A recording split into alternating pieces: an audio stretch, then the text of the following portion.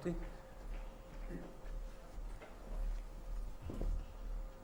Yes, I have few thoughts for the remaining challenge on how to engage the citizens. Basically, I think everybody is interested in something, but nobody is interested in everything what's going on in the city. And typically, it's thought that, okay, people are interested in their own neighborhoods, the area where they live in. And that's a good starting point. But then there might be different things. For example, the many times mentioned cycling.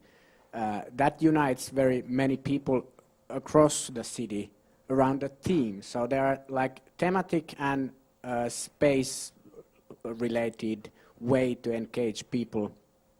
And this, what you mentioned, that opening the data and letting people to build tools, kind of hacktivism thing, that also involves citizens. But it's wrong, I think it's wrong way to think that everybody would get really excited and engaged with the city. We should be more, we should appreciate those, maybe 1% of the citizens who are active, and maybe give more tools and freedom for them. And they kind of, it spreads then. There might be the one guy who is really hectic about cycling, but then there are 100,000 cyclists who benefit from that one guy. So that's very often the wrong thought, what I've been speaking with civil servants, that they count, okay, we have 500,000 citizens in Helsinki, and in this poll we only got 30 answers, so it's nothing, it's rubbish. It should be so that those 30 answers or whatever kind of engagement or ideas, those are what we get, and use it as input, not to try to make it like according to the demographics and so. So yeah, some thoughts. The risk of that, of course, is that you get people who are particularly active and interested in particular advocacy, and you would skew and to that direction. That's something. If you know, and as we know, it's a risk, then you just work accordingly. You know that it's hard to reach certain types of people, and certain people come very easily, so you put your effort to get those that are not so easy. Yeah, that 1% is, the 1990 rule, was it Jacob Nielsen, is the one that you try to do anything and try and break that rule. It's very difficult. 1% are very active, 9% of people that are contribute in some way, and 90% that are there, and that 90% are vital to this, because but they haven't, for whatever means, that can't be active in whatever that purpose is, but are important constituents. So let me ask a question to our audience here. So I grossly summarize the three talks. So Volker's position, I could summarize as the use of technology in cities, use of information technology in cities, and other technologies is inevitable. There's an interesting question about who should develop the policy for that, and whether it should be bottom-up, tops-down, or sideways. Shane, connected societies, connected communities, revealing the structure of interaction through digital information flows, understanding the patterns of the community as it interacts in this way. And Jurij looking at the ability of administrations to leverage, to get value out of information. Right? Are these good things, or are they bad things? Right? We're here in a debate about how these things relate to quality of life. Are these positives or negatives?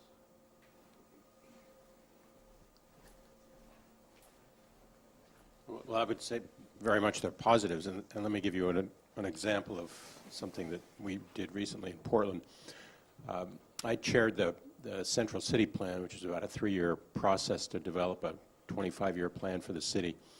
And we spent about 2 years basically developing the concepts, and ended up, to a certain extent, proposing a 25-year plan that incorporated where you three are going to some extent. And that was, we looked back at the neighborhood associations and the politicians to basically say we need to continue to make our citizens even smarter. We think they're pretty smart in how we manage processes.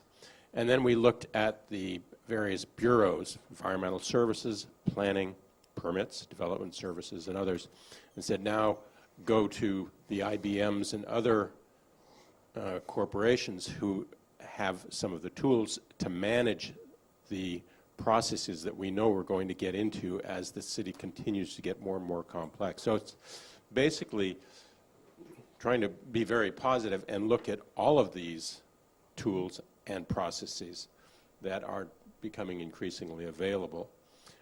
Part of the challenge we recognized was that we as citizens and our colleagues who are members of the staff, they lack a certain familiarity or acquaintance with all of what's out here. You know, they don't have the benefit of coming to a conference like this and meeting people like this. So I'd say that one of the challenges that you have, Colin, is to get this information out as much as possible to both the city staffs as well as the amateurs, shall we say, those who were engaged in the city for their love of it in the true sense of an amateur.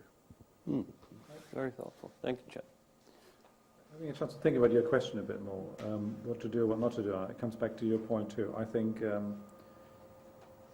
the city's got a lot better in understanding that the core challenge is no longer just about land use strategy, transport infrastructure, and inward investment, and that there are more sophisticated methods required for developing policy around how to be a successful city and how to attract citizens. And I think you're one of the cities who are doing that, and also addressing this research issue that I mentioned earlier about carbon emissions and decoupling growth basically from resource consumption.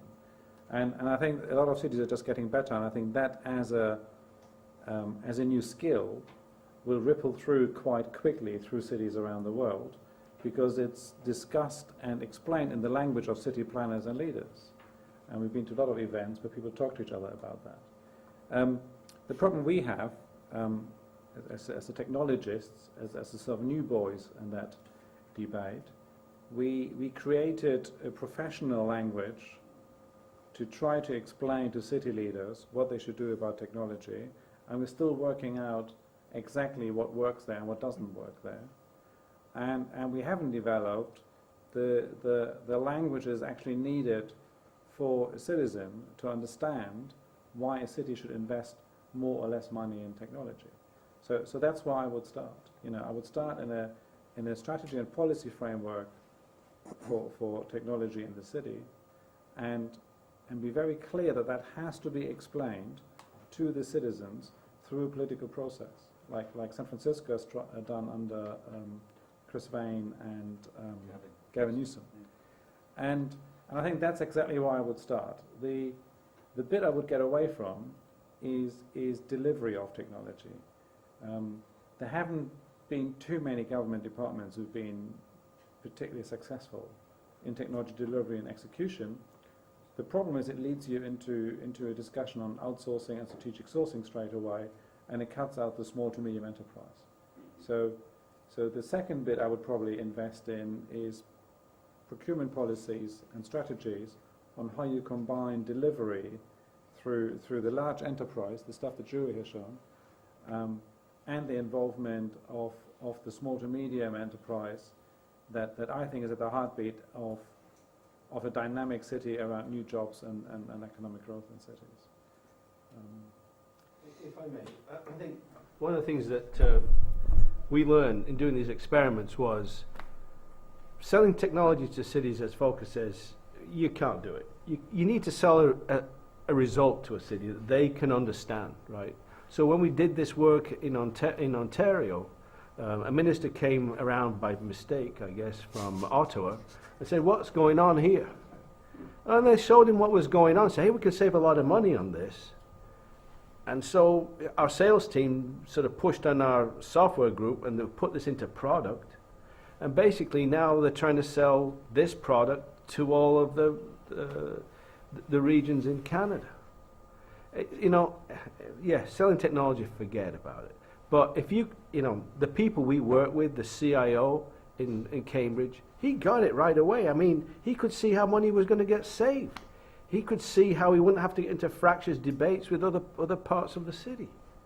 You know, when you get it, when you have it by the gut, who cares about anything else, right? You're going to get a result. And I think showing cities how these things work, instead of building complex models, just get in there and show them how it works. But have a plan as to how you're going to deliver it after you do it. There's one other bit though too, and maybe it's more, it's probably a global issue too. I think this localization that you touched on, and you mentioned it a couple of times before, that there's something about about scale in cities, which I think is quite interesting. At a community level, one of our guys, Peter Hett, who wrote this thing about the ecological age, you know, talked a lot about changing cities street by street, which I think is a really, really interesting idea. And I can personally relate to it. You know, when I moved to London, the city was very anonymous to me. The neighbour was most likely the guy who was going to nicking my bike, you know, in the part of London I lived in. Where I live now, when my kids go to school, the community feels quite tight. And there's a connection with that community that I have. And I think the role of technology at a very local level that changes the relationship between, for example, my energy consumption and how much the school knows about that and how they create education programs to change my children's understanding of resource behavior, are really interesting local projects. You know, sourcing problems of childcare and dealing elderly's issues on dementia, others at a very local level, and using technology to create demand and supply mechanisms that work is really interesting. And it all leads to this sort of, we should all do everything bottom up. There are just some things at the city scale that you can't do bottom up. So food crisis in cities is real, and you will have to, somebody mentioned earlier, we never answered your question actually, there are issues between the city and the region, I think around food production and water management, that no city, I think, in the world can manage within their boundaries. Transport most likely will fall into that category. Job creation, financial trading, you know, is a global issue. So you have to go bottom up and top down. You have to be highly local and think sort of global if you're a mega city, or at least regional if you're a mid-sized city. And that is just one of the challenges to our city leaders like you to be able to do that, you know, to have the mental capacity and the training to do that. But also to go sideways. I mean, a city is a big, you know, multi-dimensional space really, with different industries. In London, of course, financial services and retail, and you have to and property development, and you have to engage with all of these. And some of those can realise more tangible sort of manifestations of how technology can be applied. Actually, let me. John just walked in. Where's yeah, John? John's there. Let me ask Samir to make a comment. You had I think a comment or question. Yeah, I mean, I think just when you kind of just went through this concept of, you know, technology solutions. I mean, that's what we all have to do. I mean, you know, anybody who's selling technology, if you're still selling technology, you may have some trouble meeting your numbers. So we're all, you know, so I think that's not unique to cities. I think what I think makes it a more challenging environment is, you know, all the even when you have the hierarchy of what the problem is, the definition of the problem, I think, becomes a little bit more challenging in a city. I mean, Volker was kind of, you know, you're talking about some of the local aspects, some of the global, you know, job creation is a global thing, but, you know, there is a local aspect of that. So I think what I find particularly interesting working with some of the cities is, in some ways, what I find the lack of time sometimes that is spent in defining the problem. We've got, you know, I mean, you know, because you're actually going through these, you know, your various aspects of the solution. I mean, you're all trying to reach to a particular solution. So you went into the waste management bit. We did something similar in Boston. I mean, in Boston, it wasn't even wood; it was cardboard. Some of the pipes that they had. Yeah, it's ridiculous. It's ridiculous. So in terms of some of the areas, but and I remember I will not name the company, but one of the companies came up is a pitch saying we've done this, we've mapped the entire underground suit, and we said, wow, great, can we look at what it is? All they had done basically was digitized all the existing maps. The problem was most of those maps were wrong. So I think I think the point is taken, but I think sometimes the definition of the problem, I'm not sure is and sometimes it becomes difficult with all the political aspects that are involved in a city. We actually found it's quite interesting. The definition of the problems is pretty well done, because one thing politicians are under pressure is always to know what's the big problems that makes the citizens tick. And because every 4 years they have to sort of re-explain what they're going to do about it, they are pretty sharp and focused on that. I think I disagree a little bit on maybe it's this thing of the Western politician. But I think to translate that into a technology solution is currently much harder for the civil executive behind the politician than it is to translate it, for example, into a transport project or a housing project, where there is more experience in doing that, or public realm project, or even a water utility project. The other one is, though, I think the academia in the room here has got a really important role, and that's why I always poke at John when he walks in, is, John can prove, well, I think he can prove, why Crossrail, which is the multi-billion rail tunnel train set project in London is good for London.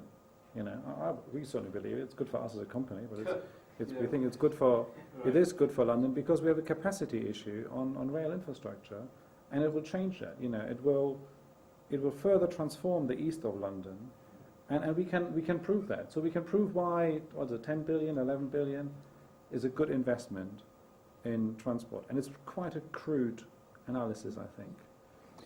We can't prove whether that same amount of money spent on the stuff that Jurij just explained is as good, better, or worse. So the academic framework, the economic appraisal mechanisms to prove investment and the value of digital assets doesn't exist for cities right now at the level where it exists for transport and housing and other mechanisms. And that's just the problem academia will have to solve, because industry can promise it as much as they want, people will still not believe it, because there's also selling technology on the same argument, and I think that's just something academia will have to do. Let's take one more question, and I think we should move on to the closing panel. I think you had one thought. There's a question about, the way the project you've shown is quite, straightforward in demonstrating its value and so on. And the question I had is how easy is to roll it out to other, or how difficult to find, the sales team find it difficult to roll it out, and what are the kind of main reasons to oppose it? Right, so the practical aspects of getting something from an idea into a product are as follows. One, you've got a customer who wants it, so the sales team can see the customer wants it. Two, the sales team have a good connection to the development team, who say, what's in the pipeline? In cities, when you start off, you have no idea what you're going to do, right? They tell us, go and build something for smarter cities. Whoa, well, where do you start? So the sales team knows, I got to sell something. The development team says, I got to build something. And they're going, what are we going to do? So if you've got an idea that seems like it's going to sell, that thing rips through fast. Some of the ideas we had went through in 2 years, which, you're going to think that's a long period. No, it's not a long period of time. From idea to proof of concept to a product, that is very, very quick. It's usually 5, right? So, on the other hand, as you start evolving, you begin to see what doesn't work.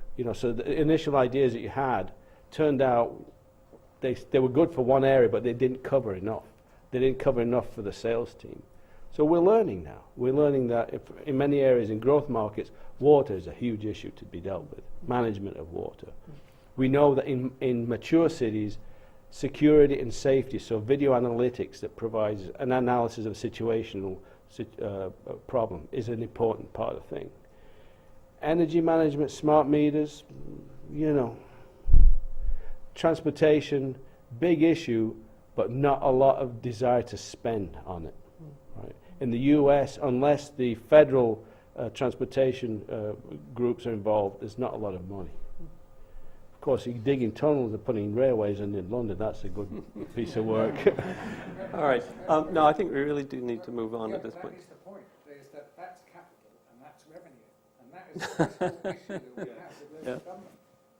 Yeah? And central government, is they'll spend billions on massive capital projects and distribute minuscule amounts in For revenue, operation. which is rather what you're saying about data spend.